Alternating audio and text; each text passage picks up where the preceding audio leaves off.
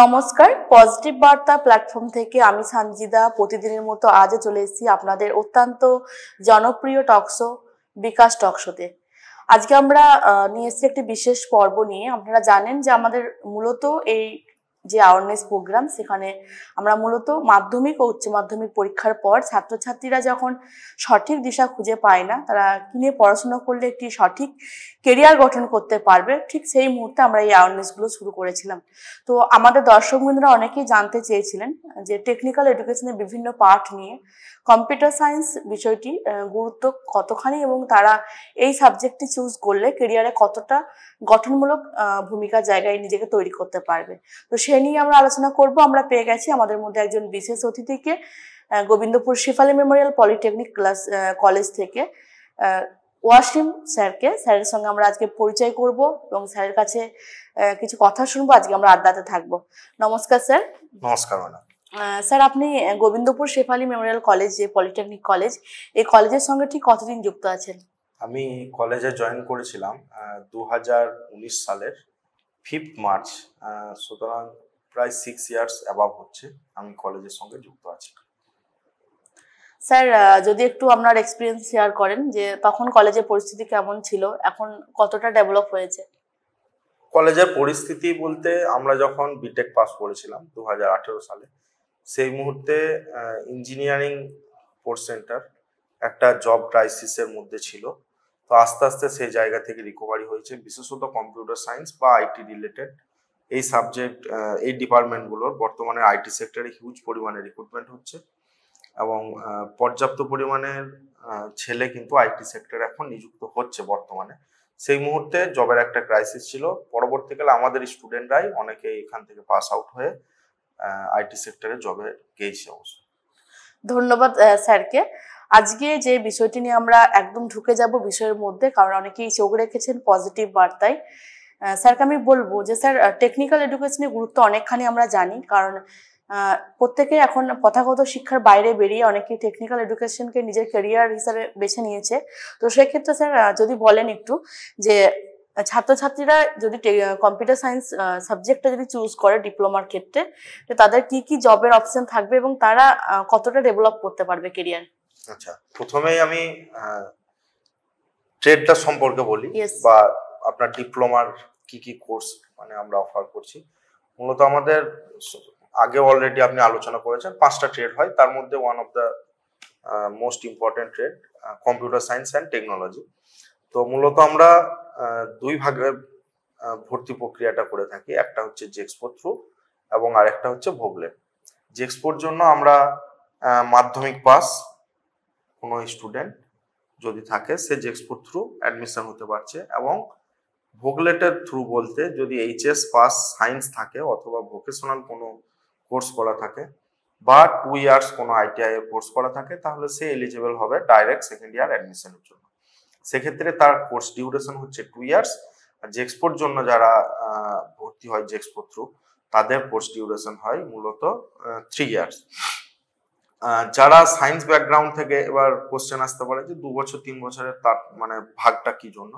মূলত first year আমাদের যেটা হয় বিএসএইচ ডিপার্টমেন্টের আন্ডারে, সেখানে আপনার সায়েন্স রিলেটেড সাবজেক্ট যেগুলো ফিজিক্স, কেমিস্ট্রি, ম্যাথ এবং বেসিক কম্পিউটার সায়েন্স, যেমন ইন্ট্রোডাকশন টু আইটি সিস্টেম, এই সাবজেক্টগুলো, FEEE এরকম সাবজেক্টগুলো আছে।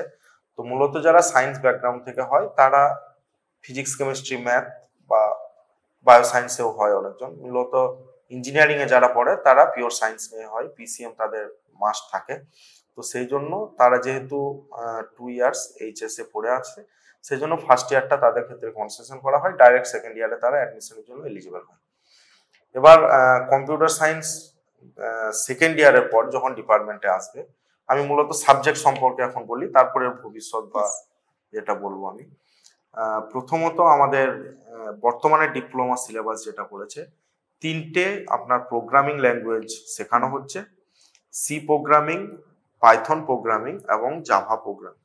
এই 3টে প্রোগ্রামিং ল্যাঙ্গুয়েজের সাথে সাথে আমাদের ডিপার্টমেন্টাল আরো যে সাবজেক্টগুলো আছে, যেমন অপারেটিং সিস্টেম আছে, introduction to database management system আছে, কম্পিউটার নেটওয়ার্ক আছে, আপনার বর্তমানে নতুন একটা সংযোজন হয়েছে যেটা অল ওভার ওয়ার্ল্ড ব্যাপী আমরা একটা ক্রেজ দেখতে পাচ্ছি আর্টিফিশিয়াল ইন্টেলিজেন্স, সেই সাবজেক্টটাও আমাদের ডিপ্লোমায় কিন্তু একটা সেমিস্টারে যুক্ত করা হয়েছে। তো ছেলেরা এই যে প্রোগ্রামিং ল্যাঙ্গুয়েজ বা আপনার এই সাবজেক্টগুলো পড়ার পর মূলত আমাদের কম্পিউটার সায়েন্সের ক্ষেত্র বলতে আইটি সেক্টর হয়, বা কেউ নিজে এন্টারপ্রেনিউর হয়ে নিজের একটা আইটি সেক্টরও খুলতে পারে, সেক্ষেত্রেও সে এলিজিবল হবে। বা বিভিন্ন কম্পিউটার সেন্টার দেখবেন আমরা দেখতে পাই, ডিপ্লোমা করে সে নিজের একটা কম্পিউটার সেন্টার খুলতে পারলো, পার্শ্ববর্তী অঞ্চলের যারা কম্পিউটার রিলেটেড কিছু জানে না তাদেরকে শেখাতেও পারলো, তার একটা জব অপরচুনিটি আসছে। কোম্পানির সাথে সাথে আপনার রেলের এই বছর থেকে কম্পিউটার সায়েন্সের কিন্তু ইনক্লুড করা হয়েছে। আগে রেলের চাকরির ক্ষেত্রেও যেমন কম্পিউটার সায়েন্স নেওয়া হতো না, এবছর থেকে কম্পিউটার সায়েন্স ফার্স্ট টাইম যুক্ত করা হয়েছে। এছাড়াও আপনি কম্পিউটার সায়েন্স পড়ার পর যদি বিটেক লেভেল কেউ যায়, ধরে নিন আরো হায়ার এডুকেশনে যাচ্ছে, তাহলে যেহেতু তার ডিপ্লোমা ডিগ্রি করা থাকছে, বিটেকের 4 ইয়ার্স কোর্সে সে কিন্তু 1 বছর কনসেশন পায় বা 1 বছর ছাড় পায়। তার সেক্ষেত্রে বিটেকে direct lateral entry through direct second ইয়ারে অ্যাডমিশন হয়, তাহলে তার বিটেকটা হচ্ছে 3 বছরের।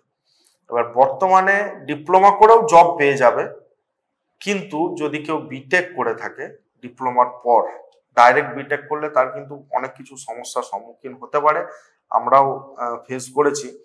তো বর্তমানে ডিপ্লোমার সিলেবাস যেটা করা হয়েছে ম্যাক্সিমাম কিন্তু সেই সাবজেক্টগুলোই আমরা বিটেকে পাবো, আরো হাই কোয়ালিটির হয়তো পাবো বা আরো স্ট্যান্ডার্ড কিছু পড়ানো হবে, বাট সেই বেসগুলো কিন্তু আমরা ডিপ্লোমাতে দিয়ে থাকি।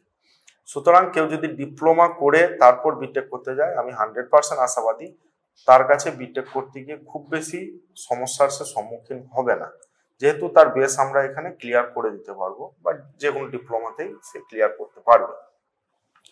আর অবদান যদি বলা হয়, আপনার বর্তমানে পুরো ওয়ার্ল্ড ব্যাপী যেটা এখন খুব মার্কেটিং এ আছে, AI, artificial intelligence, AI based already অনেক আমরা অ্যাপস বা অনেক সফটওয়্যার আমরা ইউজ করছি এআই বেসড। তো বর্তমানে এআই এর যে প্রচলনটা সেটা আস্তে আস্তে আরো এখন গবেষণার মাধ্যমে আরো এক্সট্রা বা আরো এক্সট্রিম লেভেল যেটা হয়, আপনার এআই এর একদম সর্বোচ্চ পর্যায়ে যখন যাবে, তখন কিন্তু মার্কেট এআই বেসড ছাড়া আদার্স, মানে একটা সময় কি ছিল যে কম্পিউটার ছাড়া, এখনো যেটা হয় আর কি, তো কম্পিউটার বেসিকও যদি কেউ না জানে, মানে যে কোনো ইঞ্জিনিয়ারিং বলুন বা জেনারেল যে কোনো পড়াশোনাতেই বলুন বা যে কোনো কাজের ক্ষেত্রে বেসিক কম্পিউটার এখন মাস্ট, তাকে জানতেই হবে। সেরকম এআই এর যা ক্রেজ আসছে, একটা সময় কিন্তু হিউজ পরিমাণের এআই এর থ্রু রিক্রুটমেন্ট হবে এবং ভালো রকমের একটা মার্কেটিং এর পজিশন আসবে, এটা আমরা আশাবাদী।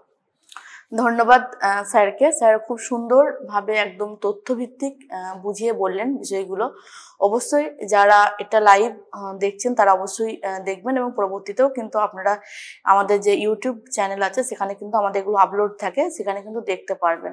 প্রথমত বলি যে আমরা প্রত্যেকেই জানি যে আমরা এডুকেশন নিচ্ছি নিজেরা উচ্চশিক্ষিত হওয়ার জন্য, ঠিক তার পাশাপাশি নিজেদের একটা সঠিক কেরিয়ার গঠন করার জন্য। তো আমরা জানি যে ওয়ার্ল্ড ব্যাপী যে একটা রিভলিউশন চলছে কাজের ক্ষেত্রে, সেক্ষেত্রে কিন্তু কম্পিউটারের ভূমিকাটা অবদান অনস্বীকার্য।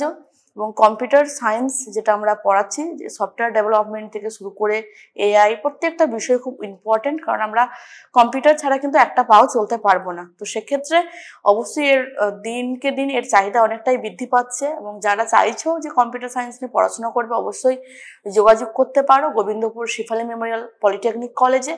কলেজটি পূর্ব বর্ধমান জেলায় অবস্থিত। বুসকরা স্টেশন থেকে কিছুটা দূরে টোটো বা বাস অ্যাভেলেবেল থাকে বর্ধমান থেকে আসার পথে, এদিকে বোলপুর থেকেও আসা যায়। আমাদের ডেসক্রিপশনে আমাদের ফোন নাম্বার দেওয়া থাকবে, অফিসিয়াল নাম্বার, সেই নাম্বারেও তোমরা যোগাযোগ করতে পারবে। অসংখ্য ধন্যবাদ সকলকে, আবারও বলবো আমাদের সঙ্গে পাশে থাকার জন্য। নমস্কার।